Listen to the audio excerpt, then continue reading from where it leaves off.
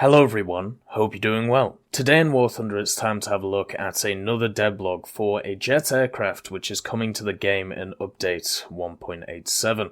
This is the Mitsubishi T2K and it will be at the top of the Japanese tech tree, definitely at rank 6. This is a supersonic jet and easily the fastest jet that we have in the game, or will have in the game I should say, once update 1.87 comes out. Now I heard a lot of people saying that it would have been nice this update just to get something for Japan. Normally people were talking about the ground forces not getting a top tier MBT or, not getting something in at all for their nation. And now, on your doorstep, you have a Mitsubishi T2K. It is definitely something to be happy about, since this is easily gonna be a meta vehicle, I think it's safe to say, unless it has some real issues with its maneuverability. And through at least the video and some of the testing that we saw in arcade, when it came to the sneak peek preview, my feelings is the maneuverability on it will be okay.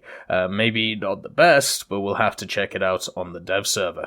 So the first thing to understand is the history behind the Mitsubishi T2K, or the T2. Obviously, the T2K is slightly different to the T2, but normally the history is around the T2. So, Japan in the 1960s decided that they wanted to make an indigenous design for a supersonic jet. Before that, they had access to a machine which was known as the Fuji T1. Now, the Fuji T1 is a subsonic aircraft. It did carry air-to-air missiles, though, and here is a picture of it right here. What is kind of surprising is that we haven't got this in game yet, but I'm sure at some point we will see this machine. But yes, it is subsonic, and so therefore they wanted to, in the 60s, step up their game and join a lot of the bigger nations which had finally hit that Mach 1 with their service vehicles. So they designed a bunch of vehicles, a prototype came out of that, and the prototype eventually became the T2. It was tested in the early 1970s and finally accepted into service in 1975. And at the time was, of course, a great aircraft. It was also at the same time there was a bunch of prototypes and stuff like that built to make sure that the design was solid. And around about 90 of these were made overall, and it was only retired in 2006. Now, a lot of people are going to see, oh, this is a 2006 vehicle. No, it was mainly a trainer vehicle. And also, with that said, when a vehicle, just because it has a long service life, like the Type 74, you wouldn't class the Type 74G as the standard 1990s vehicle, especially when you have stuff like the Type 90 running around. Same goes with the Mitsubishi T2K. Now, does that mean right now in War Thunder it is not a step up? Well, of course it means it is a step up. If we compare this to the other supersonic jets that we have in the game, it is incredibly fast, and it has a lot of power behind it when it comes to its double engines. The engines it actually has on it are the Ishikawajima-Harima TF40-801A turbojet engines. The base thrust is 20.95 kilonewtons, going up to 31.76 kilonewtons. However, when engaging the afterburners, the top speed of this machine right now, at least according to this devblog, is 1,975 kilometers an hour, Mach 1.6. Now understand that is at 10,000 meters altitude, so when it is lower, closer to the ground, of course it won't be able to go that fast, but we are still talking about a massive leap compared to the other machines that we have in game. Right now we have the F100D, we have the MiG-19PT as supersonic jets.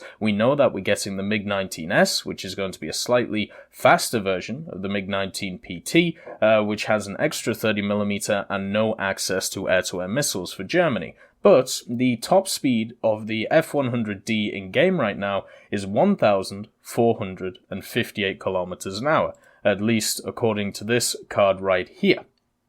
Now, with that said, when you compare that to the Mitsubishi T2 at 1,975 kilometers an hour, That puts this faster by 517 kilometers an hour. So we're talking about a quarter faster in a way, so it has 5/4 of the speed of the F100.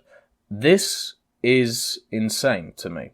Actually, no, it's even more than that. It's nearly a third more in a way. But it is insane to me how much of a leap this is. And this is something I've been talking about for a while with jets. I understand that I'm definitely not as versed as a lot of other people when it comes to jet combat, but I definitely see the general trends when it comes to 1950s to modern day in jet combat. You see a few countries really pushing the boundaries for their aircraft, and also what you see is massive leaps in technology. So what I'm talking about here is if you look at the Germans from the western side of things, West Germany, went from subsonic aircraft to the Starfighter, a Mach 2 capable aircraft. The British went from less than Mach 1. They made a lot of vehicles which were close to Mach 1, but didn't really make any which were actual supersonic vehicles. They made a few prototypes, but nothing which was really mainline service.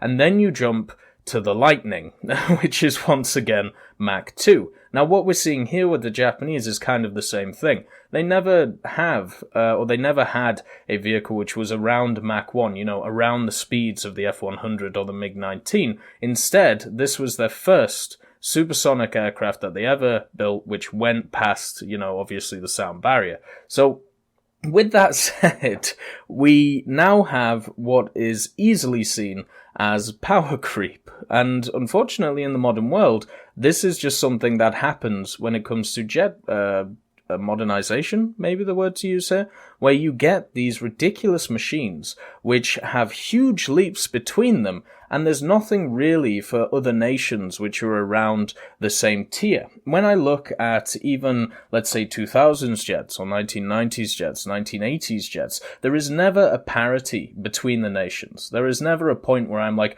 oh, okay, these guys are kind of on par. A lot of people point towards the Americans, and a lot of people point towards the Soviets, and how they are generally on par, at least if you look at the available statistics, and it's like, yes, okay, those two countries, fair enough. But when we look at everybody else, it's definitely not on par. And when we look now, we're going to, in my opinion, we're going to get a lot of situations where we're going to get these large steps up, like this Mitsubishi is from its predecessor right now, the F100D, when we talk about max speed. There's going to be these large steps up just over the updates. And I want to see how good this thing actually is when we factor in speed. Because I'm wondering how much of an effect it's going to have in the other areas of this aircraft. Also, I want to see how altitude affects it. When it comes to the dev server, I am looking forward to this vehicle the most to test out, because there must be something I'm missing. Because all I'm seeing from this is a beautifully elegant plane, which is the fastest in game. It's going to be one of the most maneuverable, mainly down to its tail being of the design that it is. It has access to AIM-9E Sidewinders, so the ones which can overload at 10G, so the best ones in the game. It's got a great 20mm in the nose. It can also carry rockets. It has pretty much everything. Where's the downside? Where is the bit where I hone back and think, okay, well, I can exploit this thing in this area? Because at the moment, for me, I don't see it. And that's a bit of a problem. It reminds me of the days when the Canberras were first introduced, or the B-57s, I believe they are for the Americans. What happened was, because they were quite a low BR, there would be instances where they would get into propeller matches, and you could not touch them. The same thing happened with the Vautour. When the Vautour was at 8.0, it was impossible to kill the damn thing until it landed, and then you could strafe it. But against the B-57s or the Canberras, there was nothing you could do apart from wait for them to land and then hope the AA doesn't snipe you while you try and get them. If you needed to catch them, if you needed to kill them, if they were just running away constantly, trying to drain the tickets, because obviously they'd bombed out the bases, so they were going to win on tickets, you had no hope. To me, that's how I kind of see this thing. Now, obviously, when we look at the secondary armaments, with the addition of the rockets, the Sidewinders, it's going to weigh it down a little bit. It's going to decrease its speed quite a bit, but it's not going to decrease it by 517 kilometers an hour. I believe the F-100 is, when it's fully upped or fully armed, it's about 100 kilometers an hour slower than its max speed, or at least that's what I remember. Let's just cut that to 50, right? Or 100, or even 200. Let's say this thing loses 200 kilometers an hour max speed. That is still 300 kilometers an hour faster than what we already have in game. On top of this, the acceleration thing, it's gonna accelerate well. It's got a hell of a lot of power in these two engines. As I said, maybe I am missing something. Maybe I am. Maybe, because of its speed, the only way you're really going to fight is either with the Sidewinders, which you only have 2 of them, and obviously the faster we get with these vehicles, the angle of attack and the reaction time has to get a lot faster for the pilots who are using them. Or maybe, because it's so fast, you'll have to force head-ons to kill people. Or you can just completely drain them of energy whenever you feel like it, because you know you have the acceleration and the speed to be able to twat them. I'm finding it very hard to understand how this thing can be balanced in the game at this current iteration. Now, when we compare it to vehicles that are gonna come later, such as Mach 2 vehicles, now I can understand, because at least you have parity, at least in one area, in speed. But right now, there is nothing in game which has parity with this thing.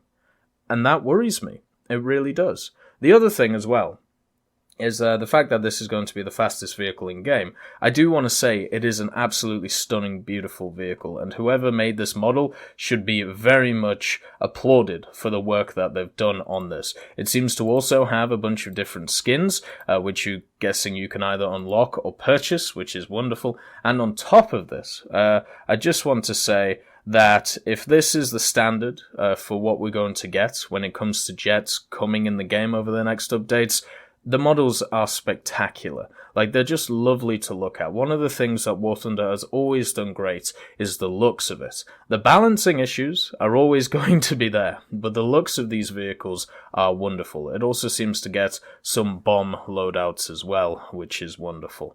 The other thing is the beauty of this vehicle is only surpassed by a few vehicles, and one of them in this video I would just like to advocate for, which is the Gnat. The fallen Gnat still hasn't made it to the game. This is a subsonic aircraft, and it is, to me, one of the most beautiful jets ever built. It is obviously British. I would love it to be in the game, but it's just something I want to throw in at the end. And also, talk about the T1. One of the reasons why it might not have been brought in is because the main armament on it is a 12.7mm, which may be seen as too small for jet combat. But anyway, I am very much interested to see how this vehicle does. I am very much worried at the same time, because I don't see a negative for this vehicle.